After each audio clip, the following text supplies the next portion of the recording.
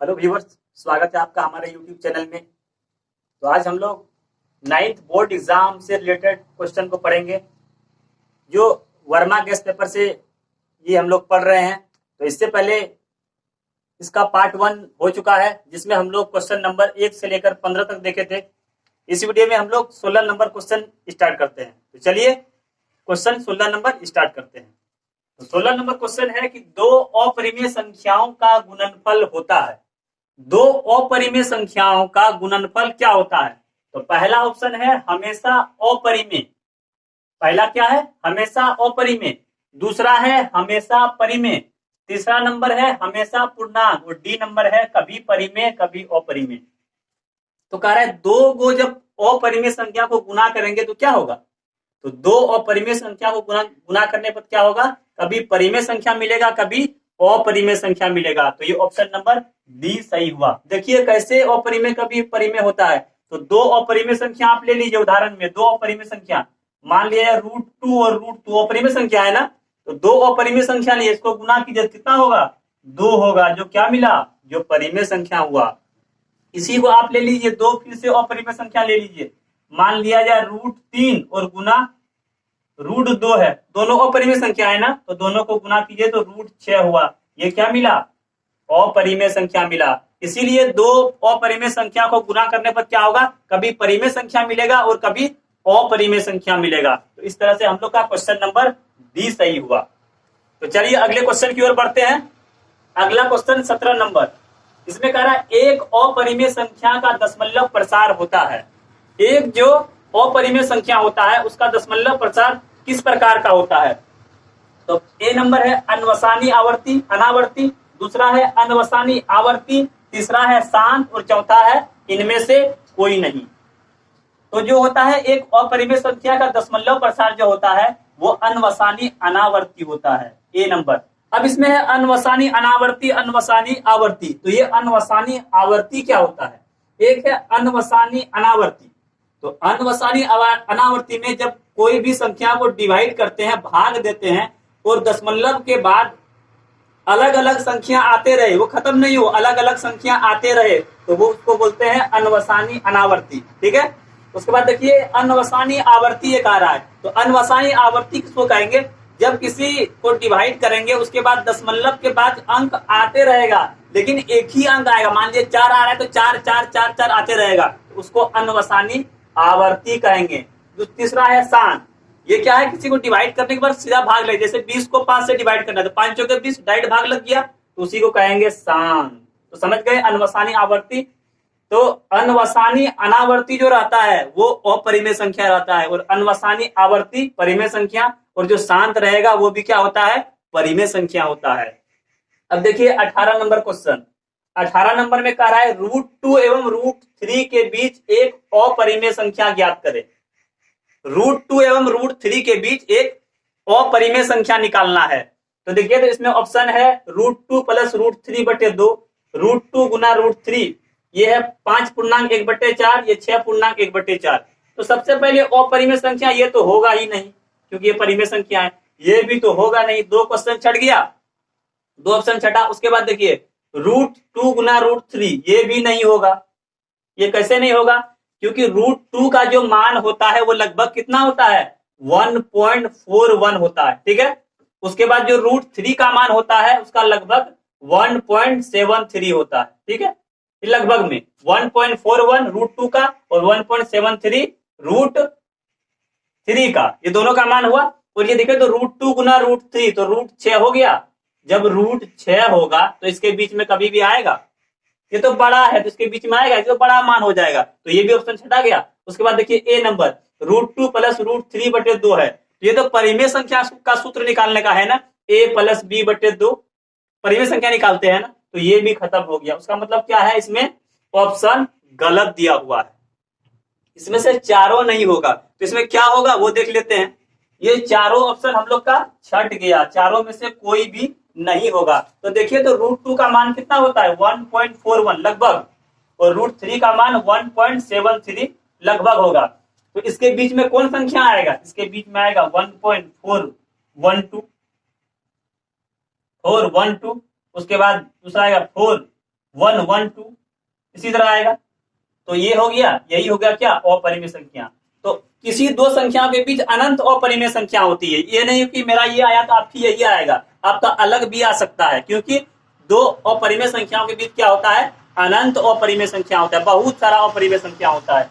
तो इस तरह से हम लोग का चारों ऑप्शन, इसमें ऑप्शन क्या है, गलत है। तो ऑप्शन से आपको प्रॉब्लम नहीं है, ऑप्शन गलत है, कॉन्सेप्ट सही होना चाहिए। ऑप्शन गलत है तो गलत है, उसमें क्या। तो देखिए 19 नंबर कह रहा प्रत्येक वास्तविक संख्या एक अपरिमेय संख्या होती है। कह रहा प्रत्येक वास्तविक संख्या जो होती है वो एक अपरिमेय संख्या होती है। ये सही कहे कि गलत है। तो पहला है सत्य, दूसरा है असत्य, तीसरा है संभव नहीं, और चौथा है इनमें से कोई नहीं। तो प्रत्येक वास्तविक संख्या जो होता है एक अपरिमेय संख्या होता है। तो सबसे पहले जानना है कि अच्छा वास्तविक संख्या किसको कहते हैं। तो परिमेय और अपरिमेय संख्याओं के संग्रह को ही क्या कहते हैं, वास्तविक संख्या कहते हैं। तो प्रत्येक वास्तविक संख्या क्या होगा, एक अपरिमेय संख्या होगा। ये क्या है, गलत है, असत्य है, क्योंकि प्रत्येक वास्तविक संख्या एक अपरिमेय संख्या नहीं होगा, वो परिमेय संख्या भी होगा। तो क्या हुआ, ये गलत हो गया। देखिए 20 नंबर कह रहा है प्रत्येक अपरिमेय संख्या एक वास्तविक संख्या है। जितना भी अपरिमेय संख्या होगा वो वास्तविक संख्या होगा। ये बिल्कुल सही है, ये सत्य है, क्योंकि वास्तविक संख्या क्या होगा, प्रत्येक अपरिमेय संख्या वास्तविक संख्या होगा, क्योंकि वास्तविक संख्या में परिमेय संख्या भी आता है और अपरिमेय संख्या भी आता है। इसीलिए प्रत्येक परिमेय संख्या अपरिमेय संख्या क्या होगा, एक वास्तविक संख्या होगा। ये सत्य है। देखिए 21 नंबर प्रश्न, इसमें कह रहा है प्रत्येक पूर्ण संख्या एक प्राकृत संख्या है। प्रत्येक जितना भी पूर्ण संख्या है एक प्राकृत संख्या है। तो ये गलत कर रहा है, ये असत्य है। जितना भी पूर्ण संख्या हो प्राकृत संख्या होगा। पूर्ण संख्या में तो जीरो भी आता है, तो प्राकृत संख्या में क्या जीरो आता है, नहीं आता है। इसीलिए क्या होगा, प्रत्येक पूर्ण संख्या जो होगा एक प्राकृत संख्या नहीं होगा। चलिए अगला क्वेश्चन है, क्वेश्चन नंबर 22। इसमें कह रहा है कि प्रत्येक प्राकृत संख्या एक पूर्ण संख्या है। प्रत्येक प्राकृत संख्या जो है वो एक पूर्ण संख्या है। ये बात सही है कि गलत है। तो देखिए प्रत्येक पूर्ण संख्या एक, प्रत्येक प्राकृत संख्या एक पूर्ण संख्या है। सत्य, असत्य या संभव नहीं या इनमें से कोई नहीं। तो बिल्कुल ये सही है, क्योंकि प्रत्येक जो प्राकृत संख्या होगा वो पूर्ण संख्या के अंदर आएगा। प्रत्येक प्राकृत संख्या क्या होगा, एक पूर्ण संख्या है। ठीक है। उसके बाद देखिए 23 नंबर कह रहा है प्रत्येक परिमेय संख्या एक पूर्णांक है। जितना भी परिमेय संख्या है वो एक क्या होगा, पूर्णांक होगा। तो क्या है, ये असत्य है, ये असत्य है। प्रत्येक परिमेय संख्या क्या होगा, एक पूर्णांक नहीं होगा। परिमेय संख्या में क्या होगा, दशमलव में भी आ सकता है। तो क्या होगा, वो पूर्णांक नहीं होगा। तो ये क्या है, असत्य है। 24 नंबर देखिए प्रत्येक पूर्णांक एक परिमेय संख्या है। अब कह रहा है प्रत्येक पूर्णांक, जितना भी पूर्णांक है वो एक क्या होगा, परिमेय संख्या है। तो इसका सत्य या असत्य या संभव नहीं या इनमें से कोई नहीं। तो ये बिल्कुल सही है कि प्रत्येक जो पूर्णांक होगा वो एक क्या होगा, परिमेय संख्या होगा। क्योंकि पूर्णांक में क्या आएगा, -1, 1, 0, तो क्या होगा, सब परिमेय संख्या होगा। देखिए 25 नंबर क्वेश्चन कह रहा है निम्न में कौन सत्य है। इसको पढ़ना है और बताना है कि क्या, कौन सा सत्य है कौन गलत है। तो देखिए पाई और 22/7 दोनों परिमेय संख्या है। कह रहा है पाई और 22/7 दोनों परिमेय संख्या है। देखिए अगला कह रहा है पाई और 22/7 दोनों अपरिमेय संख्या है।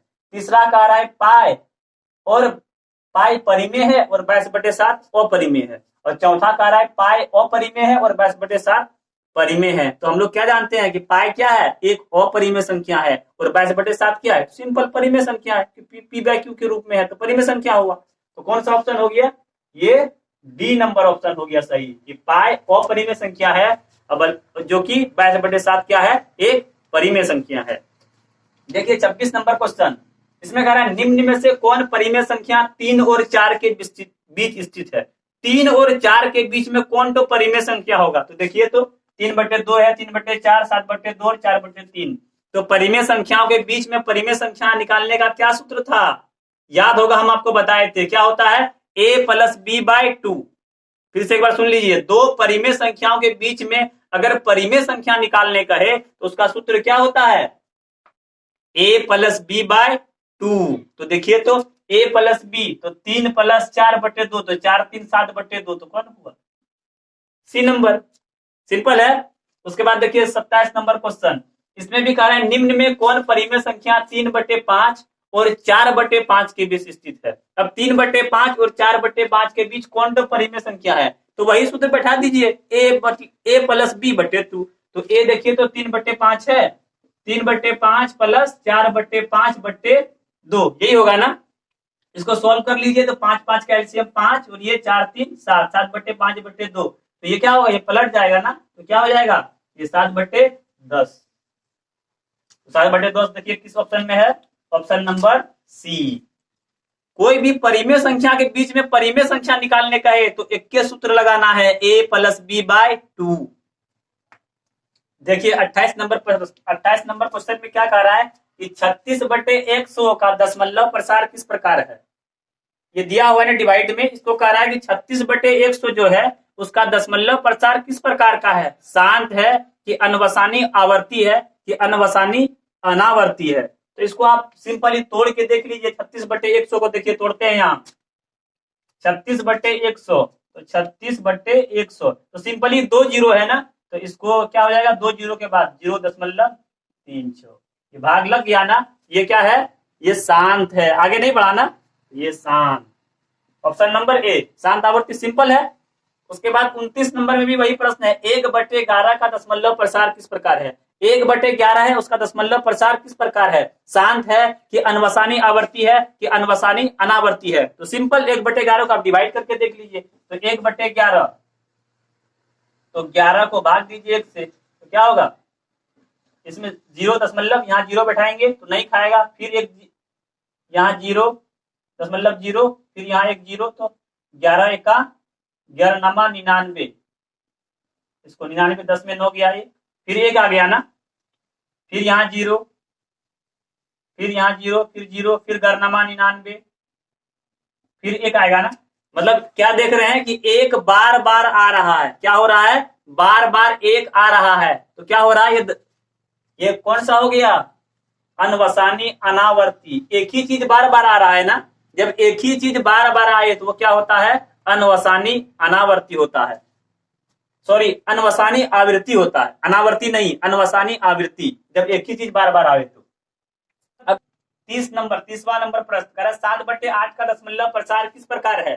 तो 7/8 को सिंपल क्या कहिए, आप भाग दे के देख लीजिए, तो 7 को भाग दीजिए 8 से, तो 8 से 0 दशमलव, ये 0 हुआ, तो ये कितना हो जाएगा, 80 80 64, 10 में 4 6, ये 60 हो गया ना। फिर भाग दीजिए, फिर 8 सत्ते 56, फिर 10 में 4 6, फिर 40, 8 पंचे 40, ये खत्म हो गया ना।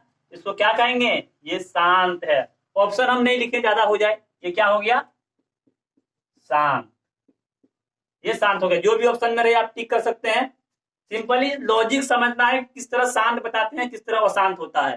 तो ये क्या हो गया, ये शांत हो गया। उसके बाद 1/7 है, ये भी कह रहा है 1/7 दशमलव प्रसार शांत है कि अनवसानी आवर्ती है कि अनवसानी अनावर्ती है। तो सिंपल भाग देके देखिए, 7 से भाग दीजिए 1 को, ठीक है, तो 0 दशमलव, ये 10, 7 1 7, 10 में 7 3, ये 30, फिर 7 7 28, 10 में 8 2, फिर ये 20, फिर 7 दूनी 14, 10 में 4 6 7, तो 7 7 49 7 8 56, 7 8 56, 10 में 6 4 40, तो यहाँ लिखते हैं 40, तो 7 के 7 28 7 25 35, 7 से फिर 7 25 35, फिर 10 में 5 5, ये 50, फिर 7 7 49, फिर 10 में 9 गया 1, फिर से 1 आ गया ना, फिर से 1, ये 5 और 7, देखिए यहां तक आया और फिर से 1 आ गया, उसका मतलब क्या, फिर से 1 चलेगा, फिर 1 4 2 8 5 7 मिलेगा, फिर वही आएगा, फिर वही आएगा। तो ये एक ही चीज आ रहा है बार बार ना, एक ही चीज, 1 4 2 8 5 7, एक ही चीज बार बार आ रहा है, तो क्या होगा, अनवसानी आवृत्ति होगा, अनावृत्ति नहीं होगा, क्योंकि एक ही चीज आ रहा है। इसका क्या हो जाएगा, अनवसानी आवृत्ति, समझे। 31 नंबर का क्या होगा, अनवसानी आवृत्ति हो जाएगा, अनावर्ती नहीं होगा। अनावर्ती किसमें होता है, जब अलग अलग आए, दशमलव के बाद अलग अलग संख्या आए तब अनावृत्ति होता है, जब एक ही संख्या आए तो वो आवृत्ति होता है। देखिए 32 नंबर क्वेश्चन, इससे भी कह रहा है 4/3 का दशमलव प्रसार किस प्रकार है। तो सिंपल भाग देके देखिए, भाग दीजिए, तो 3 का 3, 4 में 3 1, दशमलव 10, 3 तिया 9, 10 में 9 1, फिर 10, फिर 3 तिया 9, फिर 3 तिया 9, फिर 10 में 9 1।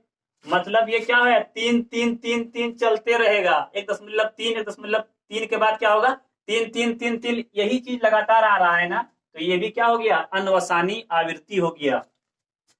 32 नंबर अनवसानी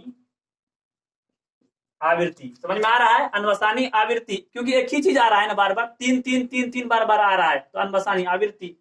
उसके बाद 33 नंबर देखिए, 4.1/8 का दशमलव प्रसार किस प्रकार का है। सबसे पहले इसको पूर्णांक तोड़ लीजिए, पूर्णांक तोड़िए, 8 से 32 33/8, 33/8। तो सिंपली इसको भाग देके देखिए, 33/8 इसको आप भाग दी देखिए, तो 8 ये 33, तो 8 चौक 32, 3 में 2 1, दशमलव 10, 8 का 8, 10 में 8 2, फिर ये 20, फिर 8 दूनी 16, फिर 10 में 4 6, 40, 8 पंचे 40। ये पूरा पूरा कट गया ना दशमलव के बाद, पूरा पूरा अब तो नहीं आ रहा है दशमलव, ये अब क्या हो गया, इसी को हम लोग शांत कहते हैं, जो समाप्त हो जाए। देखिए आप शांत और अशांत को कैसे समझते हैं, शांत मतलब जो दशमलव के बाद 1-2 बार कटे और खत्म हो जाए, उसको शांत कहेंगे। और अनवसानी आवृत्ति किसको कहेंगे, जो दशमलव के बाद एक ही चीज बार बार आते रहे, तो अनवसानी आवृत्ति कहेंगे। और जब दशमलव के बाद अलग अलग संख्या आए, तो उसको अनवसानी अनावर्ती कहेंगे। यही 3 बात तो याद रखना है, उसके बाद अनवसानी आवृत्ति वाला झंझट खत्म हो जाएगा। तो ये हम लोग का पार्ट 2 था। इससे पहले पार्ट 1 बना था, जिसमें 1 से लेकर 15 नंबर क्वेश्चन तक देखे थे। अगर वो वीडियो आप नहीं देखे हैं तो लिंक डिस्क्रिप्शन में है, जाके वो वीडियो भी आप देख लीजिए, ताकि एक से लेकर 15 तक क्वेश्चन में आपको कोई भी डाउट नहीं हो। और अगर इसमें से भी कोई आपको प्रॉब्लम हो, कोई समस्या हो, तो आप कमेंट बॉक्स में कमेंट कर सकते हैं। और अगर वीडियो अच्छा लगता हो, हेल्पफुल लगता हो, तो वीडियो को लाइक करें, अपने दोस्तों के साथ शेयर करें।